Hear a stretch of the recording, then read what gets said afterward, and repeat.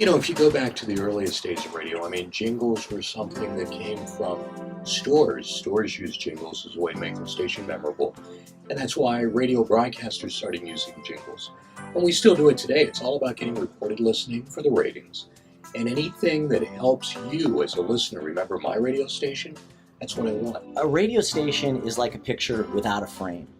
And we all know when we stick a beautiful frame on a picture, all of a sudden you see colors that you've never seen before.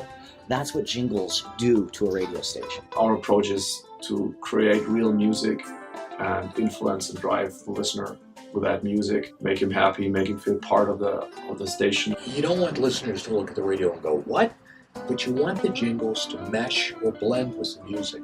I think the fact that Benztown's using real musicians, people who've had pop records on the radio as part of their team, the fact that production and the writers are working closely with the radio station to create an overall illusion and feeling is important. Our approach is always to look at the client's need first and make sure that our jingles are not sounding like the typical jingle package you would find on any of the radio stations in the country. You got to think what works with other parts and make sure you're not clashing with stuff. Incomplete ideas, and it's not to make things sound generic, but not to make it so distinctive that it doesn't work for a jingle. I'm used to being obviously behind the mic and in sessions for a long time, just running takes over and over again until you get the best one.